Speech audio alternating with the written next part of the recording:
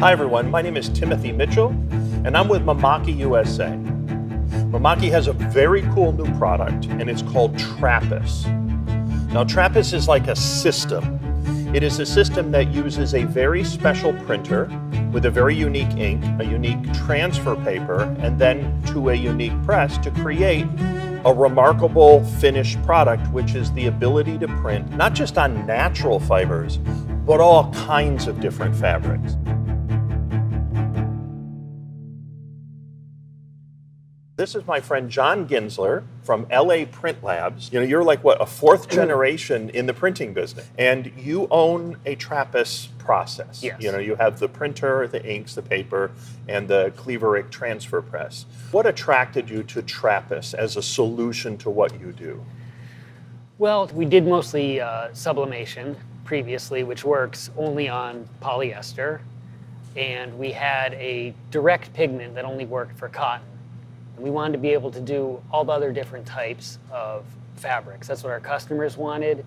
And previous to TRAPIS, you need a different complicated multi-step setup for each type of fabric. One for nylon, one for rayon. It was slow and expensive, labor-intensive, water-intensive. So none of those really worked out until with TRAPIS, it gets rid of a lot of the steps, pre-treatment, of post-treatment. Right.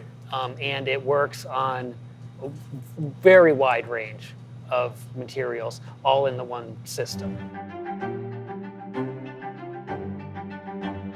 It seems like you've taken decor and gone in every other direction. Like you're doing custom fashion, you're doing visual, you're doing decor, obviously. Give me some examples, because I know you were saying you were doing nylons, you were doing specialty fabrics, you're doing custom prototype clothing. Yes. So the TRAPIS does work, works on nylon, and the color, and it has the color range of a wet print or direct print, and the light fastness. So we're able to provide that with a fast turnaround and low minimums.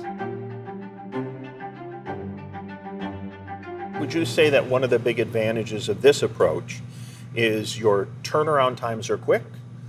Certainly quicker than ordering overseas and waiting potentially months. The turnaround time is key, and the minimum amounts are key. A lot of my customers are, they're being very responsive to trends. They want to take something from concept to market in 30 days, 45 days, and you're not going to be able to do that by getting something printed overseas.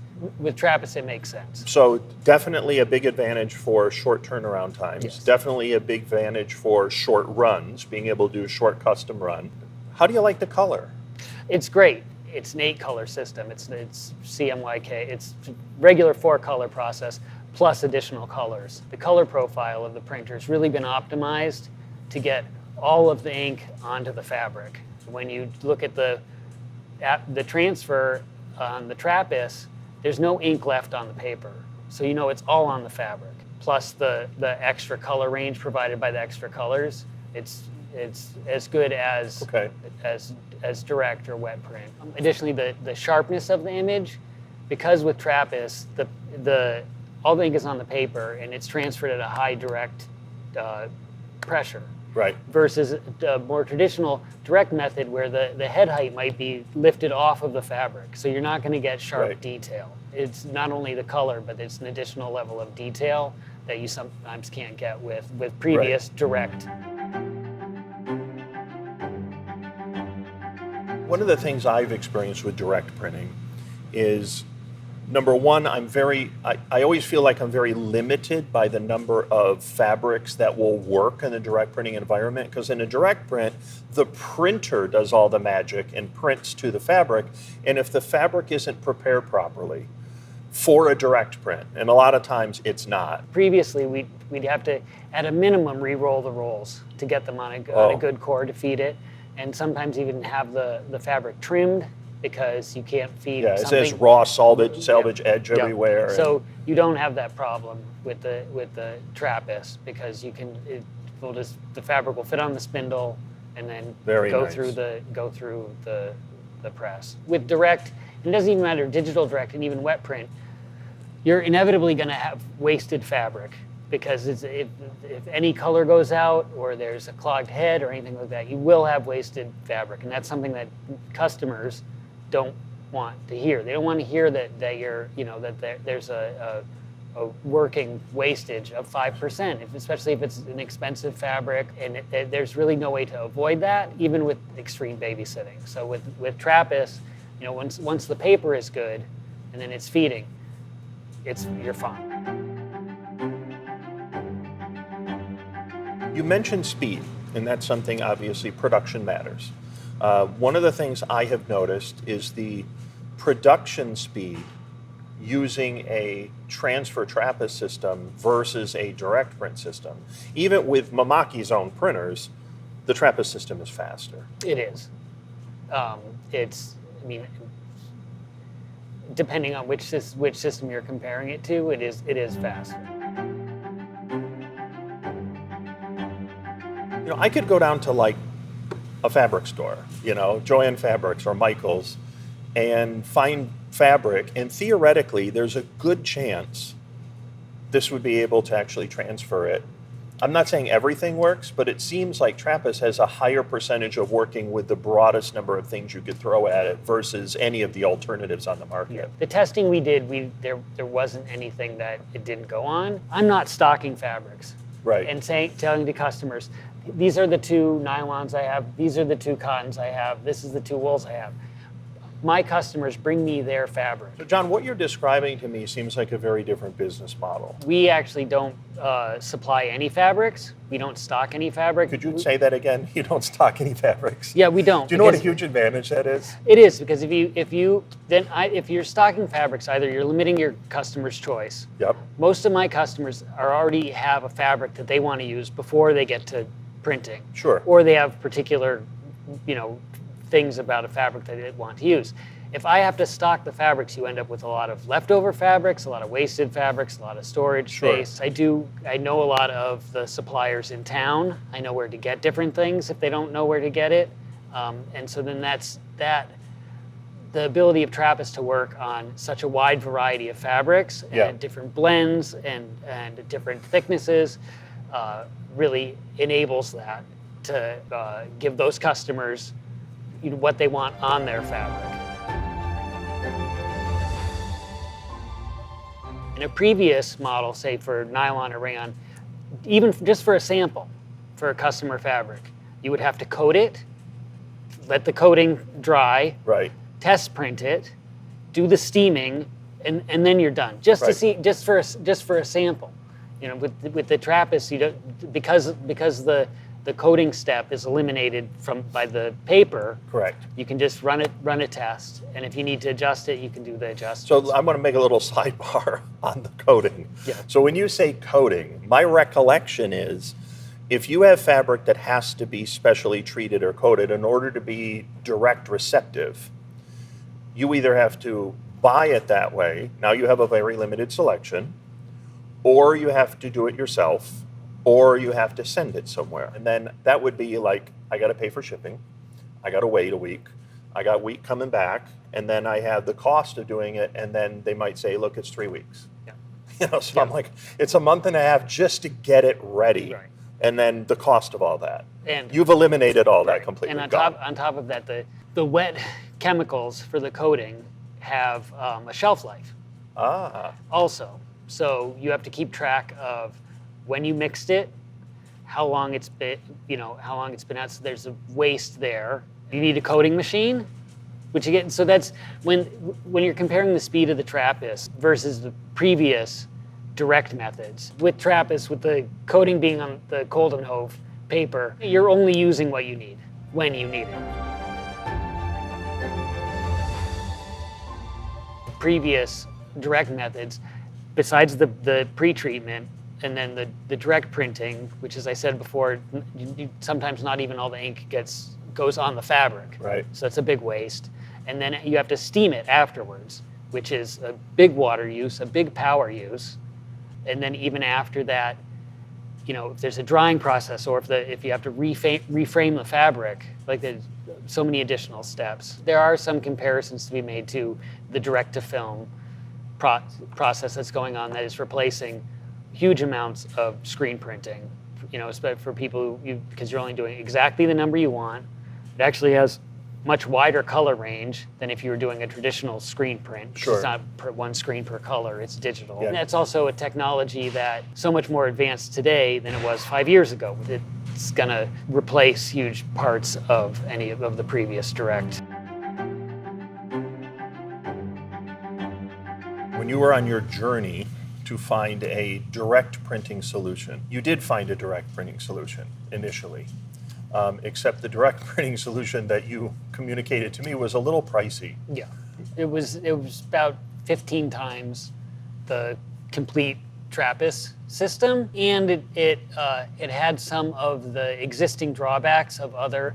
It did print a variety of fabrics. Okay, so you get your variety. We get the variety, but it shared some of the drawbacks of other current direct systems. Sure. Where because the ink isn't going to paper and transferring, the print heads are exposed to the fibers of the fabric, right, which can shorten the lifespan of the print heads, but it can also clog the print heads mid-print and start getting you misprints. And when you're doing direct printing to fabric, when you can start getting some lines and some dropouts and ruin the fabric. Right. You also things like adjusting the head height, having to need the fabrics to be, perfectly on a roll and with very clean selvages. Yeah. That's also also an issue with that. With it's even some of the more direct systems that have can print on a wider variety of fabrics. There's still some of the drawbacks, and one of the main ones being price. I'm not servicing one big customer that's going to keep a machine like that busy.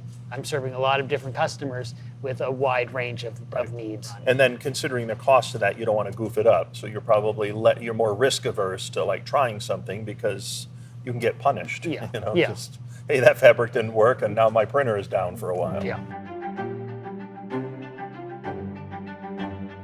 I like natural fibers.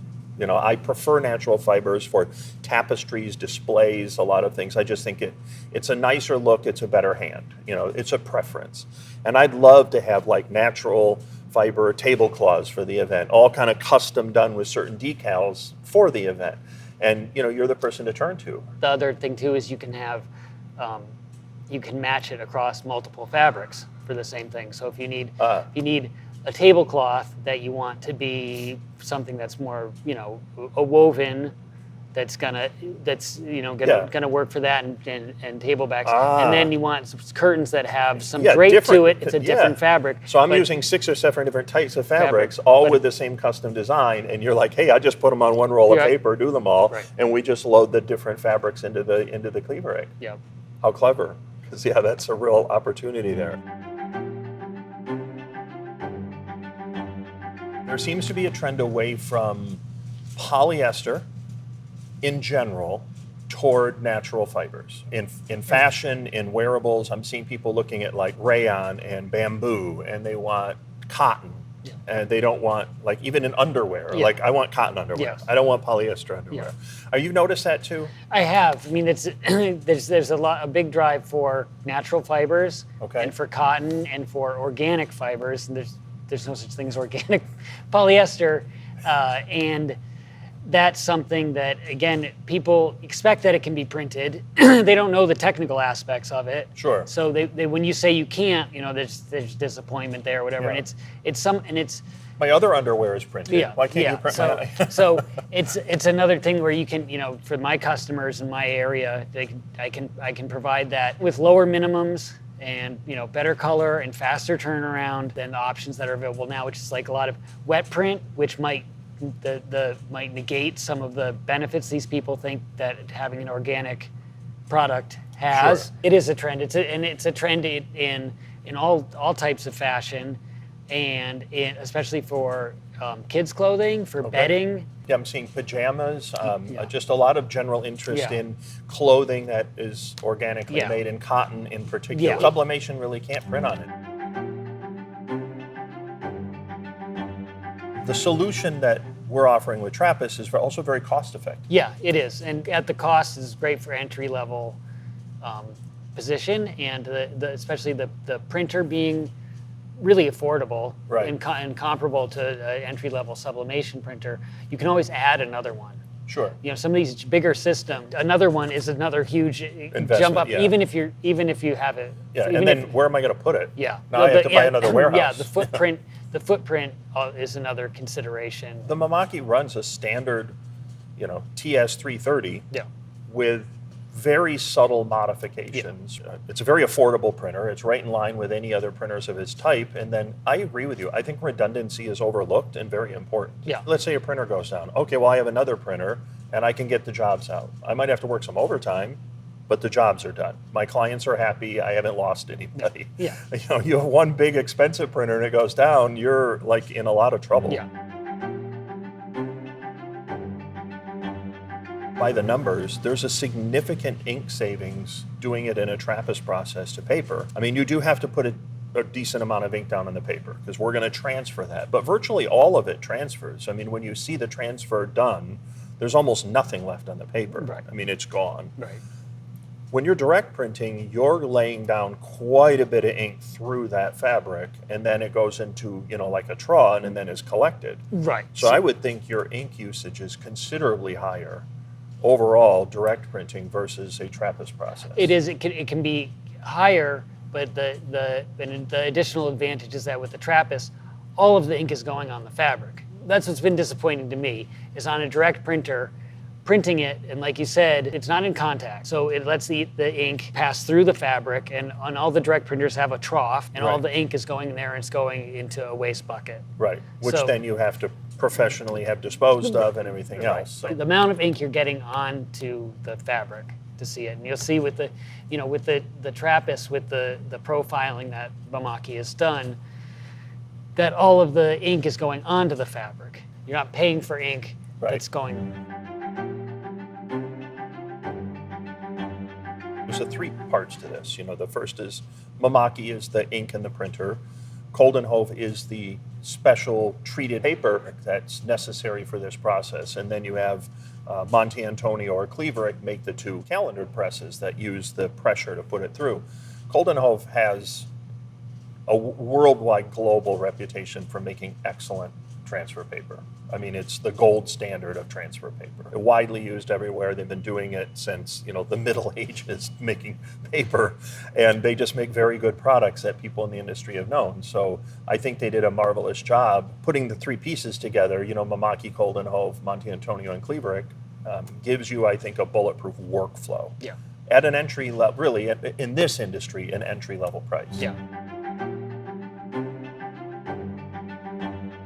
The calendar press is special because it has extra pressure. Do you use it for standard sublimation also? I don't, but you can. There is still a place for dye sublimation on polyester. Oh, no question. So if you wanted to have a press that would work for both, then you could have this one press and have a sublimation printer and have the TRAPIS printer, and you'd still be at a really low point of entry. This is a press that was made it could be used for sublimation, and it was additional things were added, so you could.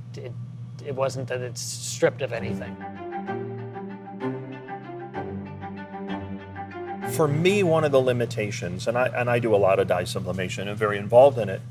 One of the limitations is its color fastness versus a pigment-based system is going to have much better color fastness. So let's say we've made two upholstered chairs.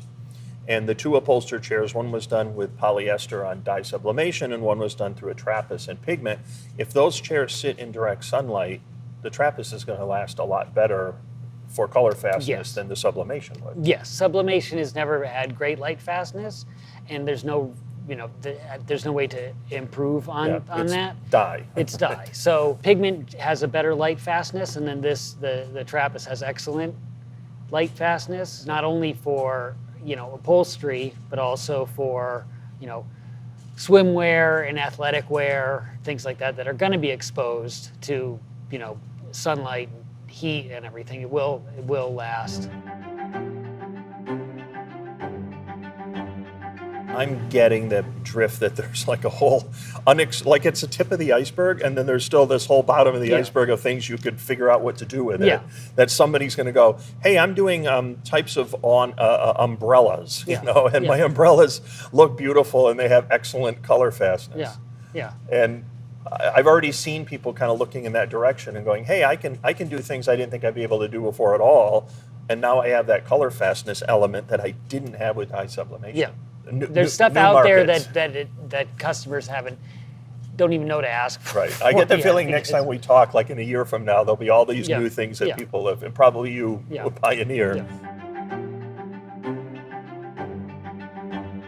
As far as professional washability and resistance and all the testing, it looks like from when I studied all the numbers, it's as good as anything else on the market. Yeah, it holds up as well as anything else. You can't abuse. Everything can be abused and worn out, but when you're talking about everything being relative, it's excellent. During other direct processes, there's never any pressure applied. It's only heat that's applied to secure it to the fabric. So when it's binding, you don't know if it's binding to fibers that are sticking up. You don't know if it's half on, half off. But with the amount of pressure with the TRAPIS, you're going to get good contact all the way through. I have a whole bunch of kitchen chairs that are timed to have new upholstered seats, you know, and I looked at this and went, hey, let's do some really nice upholstery and let's do some custom patterns. You know, let's make like something very uniquely mine. One of the great things about the flexibility with TRAPIS on the different types of fabric that you can do, and that the profiling has been so dialed in, and that all the ink goes on the fabrics, is it's possible, and this is something that I've had to do previously, is you can print a tablecloth for someone out of a woven, and then have that match the drapes, which are something that is a different fabric. You're going to get the colors to match. You're doing it on the same process, same time. So, you know, again, like, so you can match your chairs, your tablecloth, and your tie. It is kind of cool. No, it is kind of cool. TRAPIS inks are Blue Sign certified, which is a third party that certifies the non-toxicity of the inks. They're manufactured under humane conditions, because if you have a customer that wants to print on certified organic cotton, they probably don't want you using harsh chemicals on it that aren't certified by someone as safe. That you're undermining the whole point. California does have the highest standards in the nation as far as that stuff goes, and this obviously meets it. The environmental, sustainable, if you will, green messaging around TRAPIS is significant, both for its ability to print all kinds of natural fibers, to all of the certifications it meets, to the fact that it's self-contained in one spot. You really don't have the type of waste that you have associated with a lot of other large run direct wet printing. Often that's all done offshore, you know, someplace else. The individual company could be great, but then the infrastructure of where that is to get rid of the waste ink doesn't even exist. Yeah, correct. Even like with my dye sublimation paper now, I have someone who takes that and recycles it. So really, so this paper will be part of that also. That's really cool. Yeah, it gets a second use at cutting houses as layering. Okay. Or you know, or it goes to packing, or it goes to get recycled. I like that a lot. Yeah. You know what? I think that's a great way to close. Oh, great. I really appreciate your time here this afternoon. I've learned a great deal. I think you're a pioneer. Yeah, I mean, really, you're a fourth generation printer, and now you're going like in a completely, like you're literally taking the covered wagon, just driving out the wilderness and saying, I'm going to do a whole different direction in digital printing. And we're so happy to have you as an important client and I think a partner of Mimaki. Well, thank you. So thank you very much, Jon. Yeah.